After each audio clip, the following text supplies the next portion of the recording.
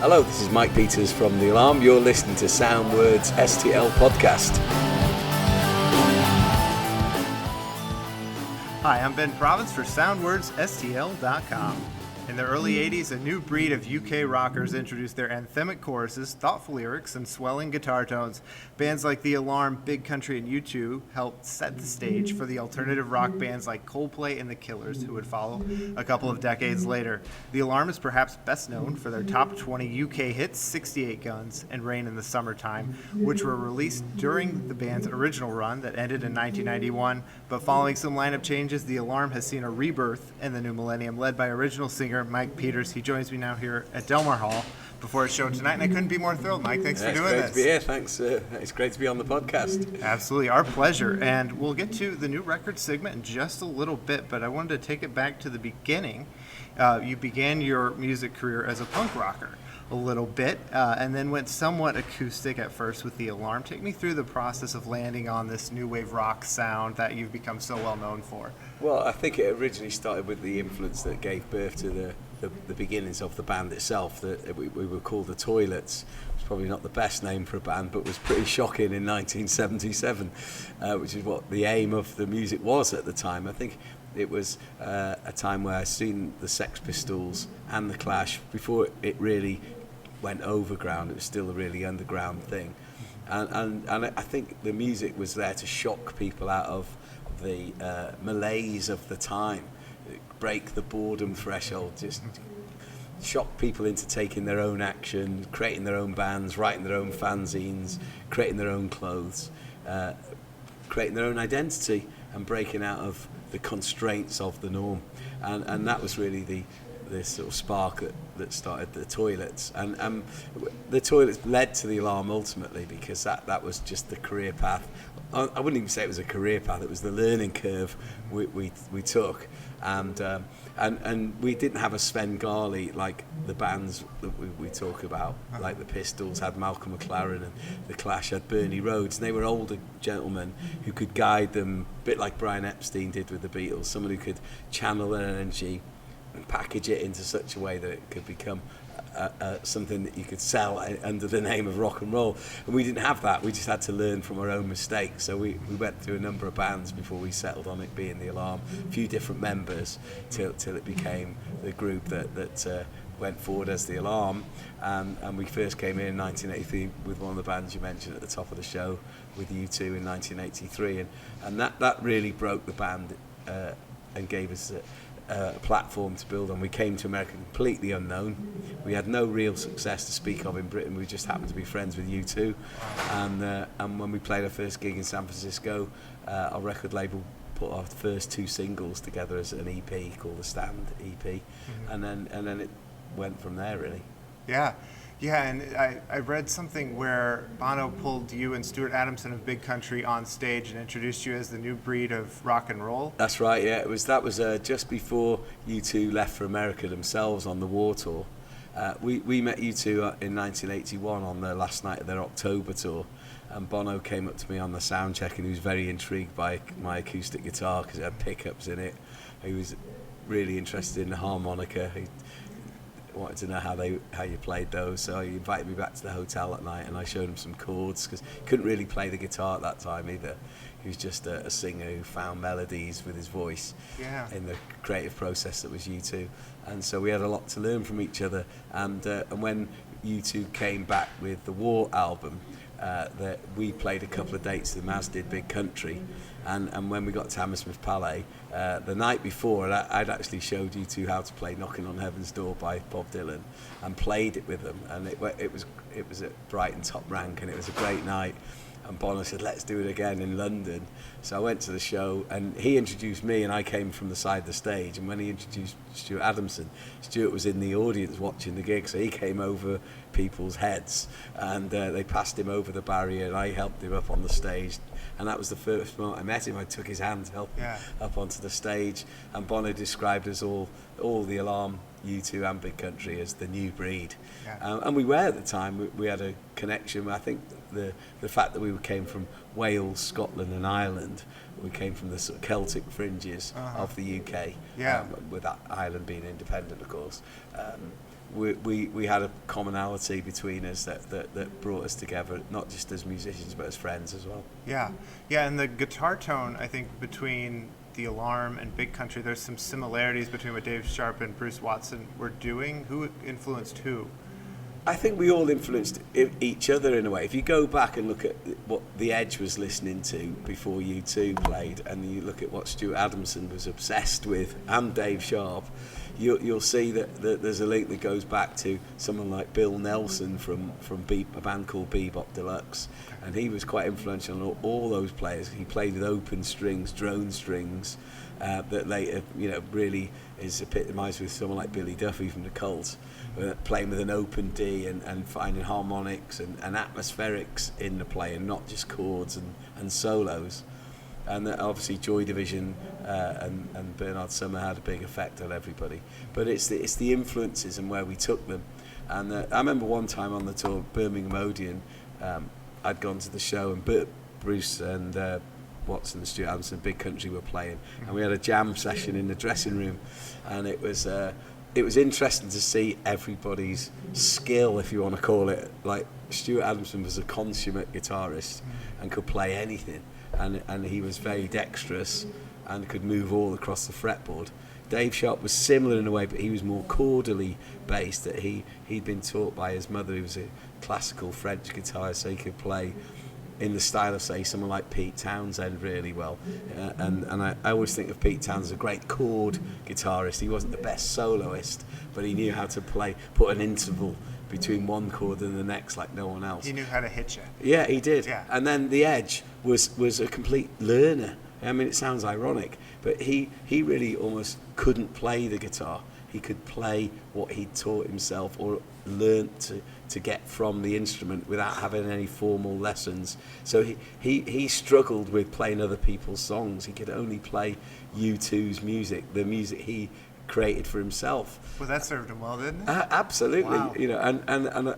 And something like Knocking on Heaven's Door, which all three bands played individually and collectively, was a song that was so simple we could all do it. But it was interesting at that point in history to see where everyone came from. And U2 worked really collectively to create music. One of them would come with some sort of idea and they'd jam it for ages, and Bono would pull some words and some music out of the air as a singer, because he couldn't play guitar, so he couldn't find a way in as a traditionalist. He would only find his way from the outside of music, and I think that's what made U2 really special at that time. I know their aspiration was to become the classic songwriter like Lennon, McCartney, Strummer Jones, and they aspired to that kind of songwriting, but at the beginning they only had a rudimentary understanding of that, and they arrived at great songs through the process that was U2. The Alarm came at it from the traditional way. Yeah. We wrote songs as individuals. It was often you and Dave Sharp? Myself and Eddie McDonald wrote most of the songs together, and then Dave would write on his own, and we all brought songs as individuals to the band, and then we'd arrange them. So there was always a chord structure to go from. None of the Alarm songs started from a guitar riff and went forward. They started with chorus, melody, lyrics, and then the band put the music around like a cover version in a way. That's what was our strength.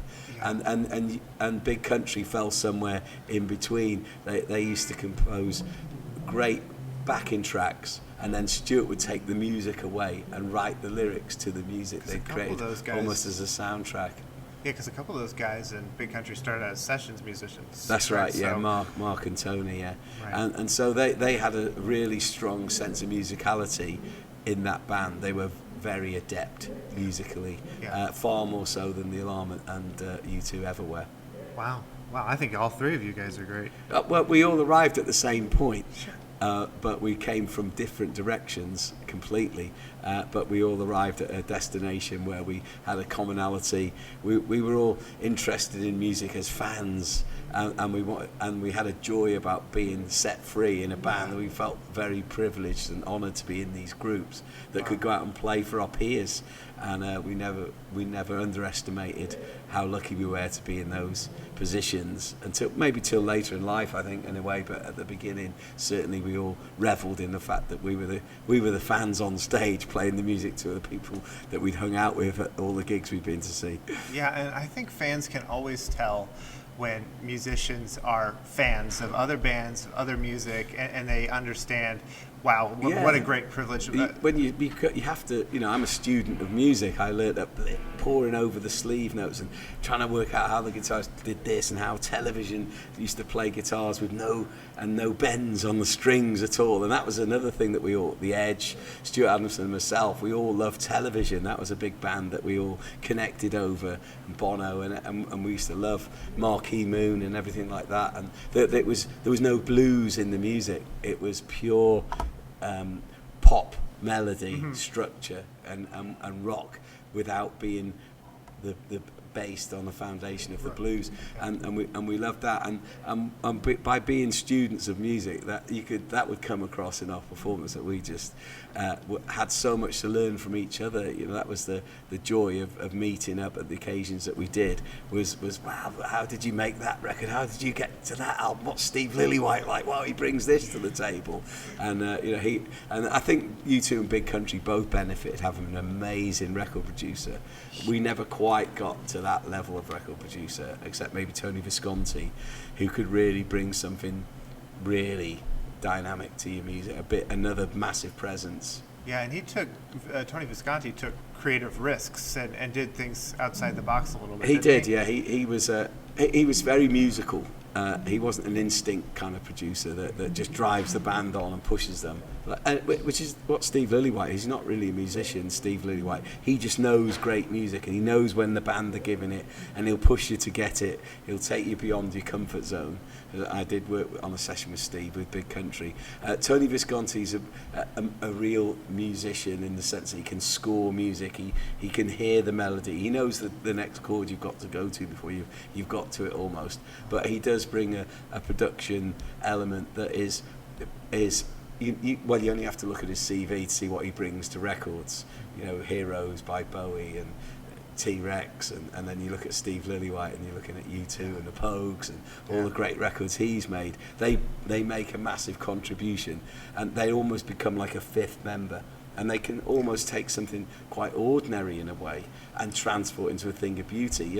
When from my time with Big Country, when they recorded In a Big Country, it was literally an instrumental, and it was Stuart, it was Steve Lillywhite who cut it into a shape that they could see that was a song, and they couldn't see the song till he cut it into pieces and glued it all back together in a different way, almost a precursor of how artists work with Pro Tools now, where it's off tape, it's in the computer, in the box as we call it, and you can move it around and ultimately arrive at your idea. Just a little bit like when an author is using the electronic print to work on his book. You can move your paragraphs around, and you can actually get to really, without crossing it all out and starting it all over again, and you can get to your ideas a little bit faster now, and you can get them more clear.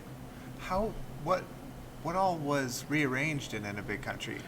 Well, if you look at the middle 8 section, where come up screaming and all that sort of thing, that happens early in the song, but it's only half the chords, and then they spread it out later on in the song. So he was cutting up long verses and making them short, and because there's certain elements of the song that only happen for 4 bars or 2 bars, and then they recur for 32 bars later in the song, and the chorus was cut up, and I think that was cut the wrong way round.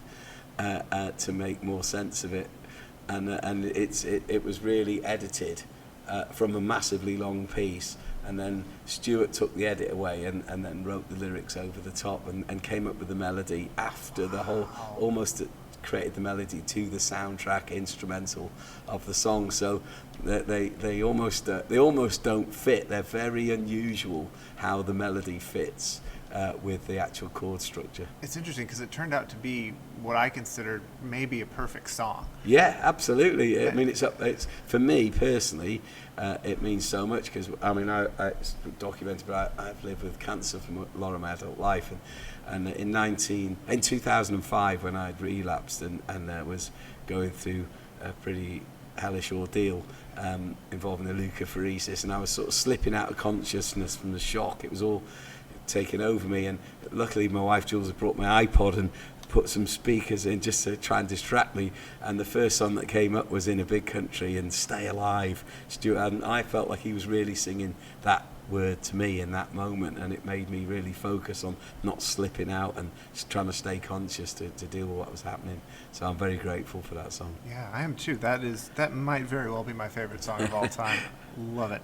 And I wanted to give you a chance to share a little bit about the Love, Hope, Strength Foundation, which you co-founded. Yeah, that's was born out of the cancer experiences I've had to deal with since 1995, and I'd kept it fairly quiet at that point because I'd had a lucky escape really in the 90s, but when it reared its head again in 2005, it went very public because it ended up being in the press and everything, and then BBC wanted to make a film, so I went public with it because I thought it would help other people, and then as a result we started the charity Love, Hope, Strength just as a way of helping others, because when I was diagnosed the first time, the internet was young and it was a scary place to be on, and there was no real answers, and I felt that it was a place where it made me more frightened than I needed to be, and the bad news was all at the surface, and it was very hard to get down below and find some survival stories or people that had been through what I was going through and lived to tell the story. So we thought Love, Hope, Strength was a great way to tell good stories about people who've survived and had good experiences with the outcomes that people hope for when they're faced with cancer. And we've gone on to build cancer centres in parts of the world where people don't have access to the same kind of medicines and hospitals that we have in our parts of the world. We run bone marrow drives at concerts where we can to get people onto the blood stem cell donor registry.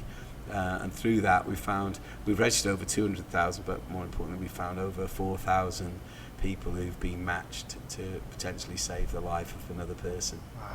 Wow, that's wonderful work, and it's so great to see you using the platform that's been given to you and all your success to help others. But I want to take it back to some more earlier success with Rain in the Summertime. It's a song that I think epitomizes the sound of the alarm.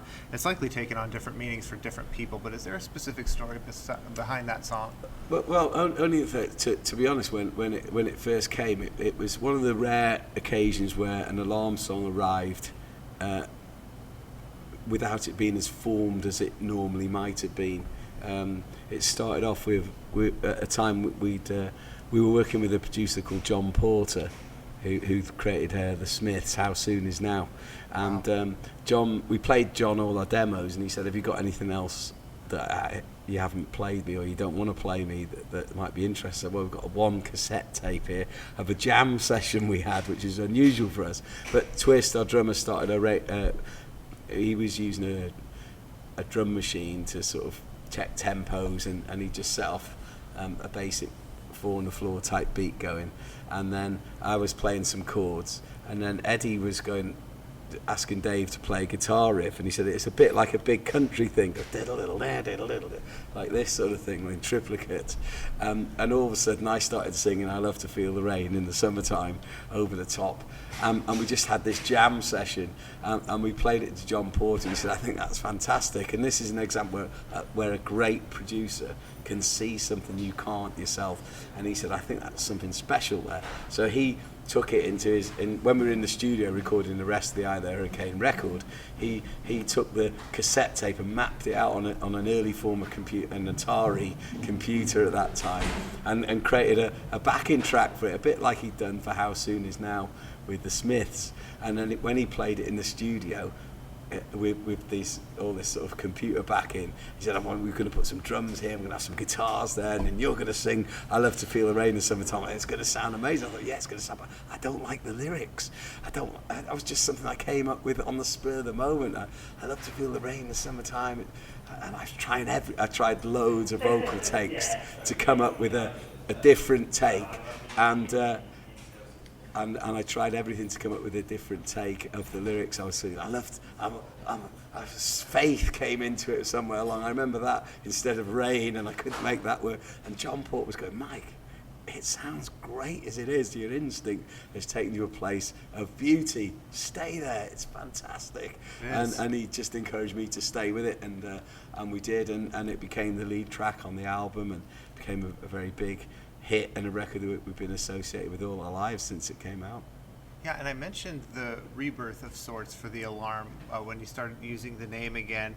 That was somewhat headlined by 45 RPM, and I love the story behind this song. You took a very different approach releasing this one, didn't you?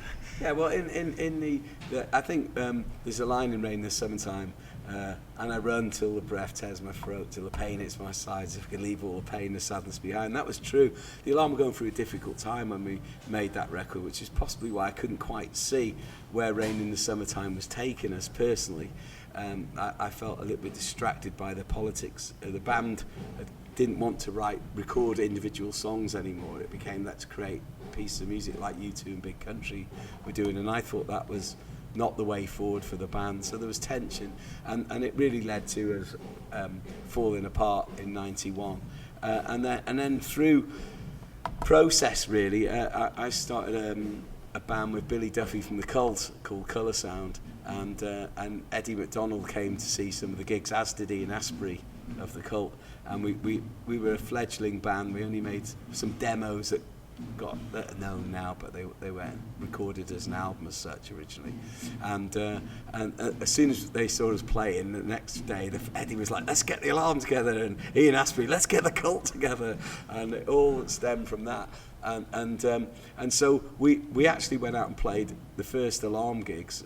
Rebirth the Alarm was actually with Big Country as well, because Stuart Adamson and Bruce Watts were like, you know, we had, it was the late 90s, beginning of the 2000 era, and it was that whole three strikes and you're out. You know, we've been around a band that had broken up once. We were coming back together without the original lineup, and everyone has cynicism about that. I get it, I understand that, but our challenge was to break through those challenges. That the Alarm has always been about breaking the challenges of perception, and so we took it on ourselves to try and bring the band back to life again. Originally we tried to make it the original lineup, but our drummer Nigel was living in San Francisco, Dave Sharp was living in New Orleans at the time, and they didn't want to be part of it. They were happy that they made their contribution. It was like, get on with it, guys, you know. They gave us our blessing and off we went. And after the first tour, Eddie decided he didn't like touring anymore. He'd been off the road for too long, so he left it to just myself. And so I was the de facto leader by that point then, and so originally we wanted to tour just to connect back to the old music, and I thought it was a great thing to do, and then but as the tour went on into the second year, all the fans were going, are we going to hear more Mike Peters songs, more Alarm songs, more new music? And I thought, well, that's a challenge. And so I went into the studio, and we were going to make one album, but by the time we got to the studio, I had 50 or 60 songs or pieces of music. I thought one album isn't going to be enough to bridge the gap from then to now. So we created a project of 5 albums, one album a month on the internet called In the Poppy Fields. And it took me into places I didn't expect to go to, because I was really pulling up from the bottom of the creative well. And some of the pieces were coming up were from deep down in that well. And I thought, I can't record that. That sounds like something I'd have written for the Toilets. And it turned out to be 45 RPM.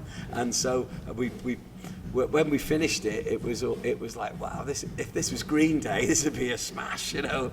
And they were the bands that were around at the time, and so we took the song to a radio plugger who was the hottest guy on radio in Britain, and he was doing Oasis and Primal Scream and U2, all the massive bands and the hippest up and coming bands, and we when we said we want to play the new Alarm record, he said, Mike, look, it's not time for the Alarm right now. You just have to keep doing what you're doing, but radio isn't ready for another Alarm record, not right now.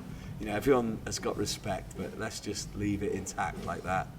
Okay. And then we got talking about a young band. I said, we're managing a band from Wales that are only 18 years old. He goes, let me hear them. And I played him 45 RPM, and he went, Mike, I can get that on the radio like that.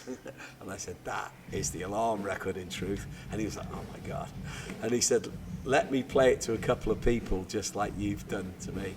And he came back a week later and he said, everyone loves the record, everyone's got NME are going to give it Single of the Week, Radio 1 and BBC are going to put it on the playlist, MTV wants to have you on 120 minutes, it's going to be massive. You know?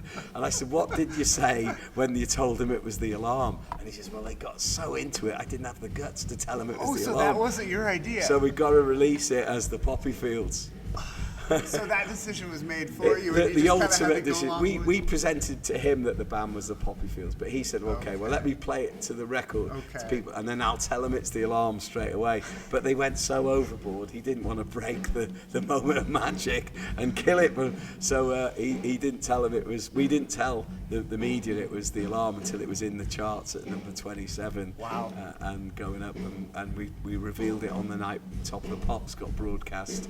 And Top of the Pops, the BBC presenter said, here's the Alarm, the Poppy Fields, but it's not the Poppy Fields, it's the Alarm in disguise, and all that. And then the press went mental the next day, and we ended up on CBS News with Dan Rather in America.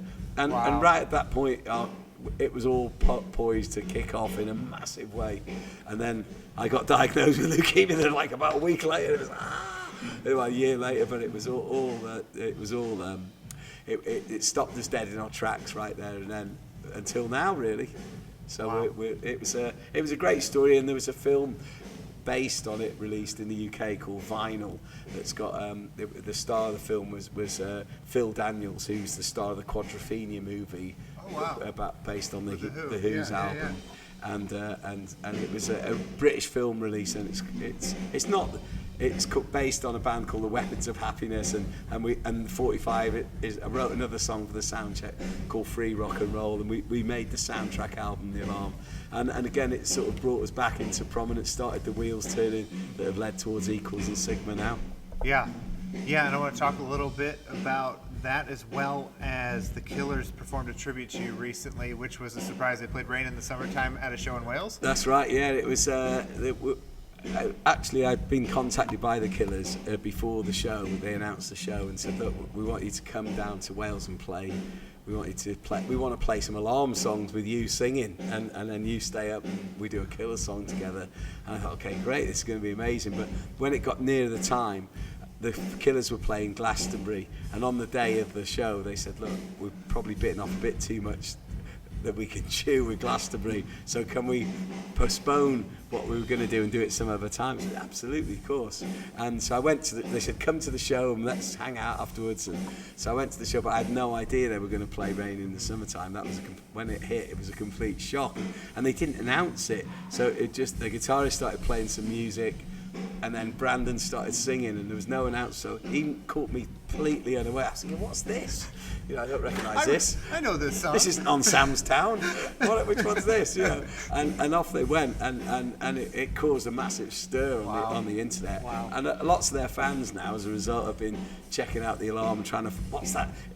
Some people are going, it's a song off the next Killers album, you know, on the social media forums. Wow. You know. Wow. Well, that happened with Nirvana and Bowie during the Unplugged thing, where Nirvana played The Man Who Sold the World. Yeah. So with 45 RPM, to be honest, in 1983 when we'd recorded it, it was released in 2004. But in 2003, we were trying to re-establish the Alarm in America, and we did a tour called the Alarm Make a Stand in America, and it was 20 years since the Alarm had first come to America. And we did a show. We played in New York on a Monday night, Boston on a Tuesday, Chicago on a Wednesday, flew to LA and played at LA on a Friday, then came back and did it all again. And we did a month residency in those 4 cities, and all the gigs sold out. It was amazing. And Rancid, we went to see Rancid in New York because they were big Alarm fans, and Tim Armstrong and Lars were really into the band. And when we played after their show in the Knitting Factory, I went, this is dedicated to Rancid, and it's called 45 RPM, and we played it live, and all the Rancid fans thought it was a brand new song that Rancid had written for the Alarm. So it's even that helped sort of create the cover for the story when it came out. And when we were with the Killers in Cardiff, Brandon and Ronnie in particular, the drummer, were fascinated. They became Alarm fans through that story.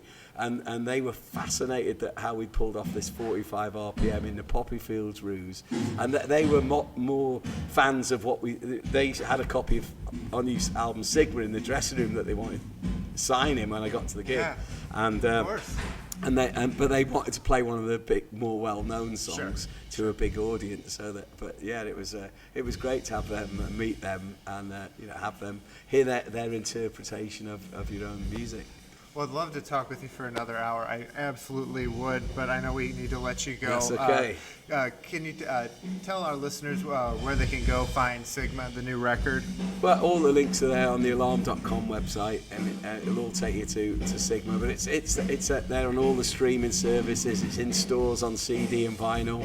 I know it's a record we're very proud of. It's become the #1 rock album in the UK, and it's hit the Billboard chart as well. And it's really something that all our fans, past, present, and future, are connecting with.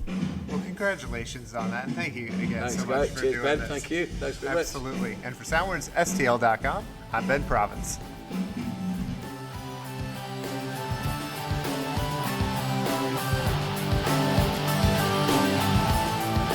Thanks for listening to the Soundwords STL podcast.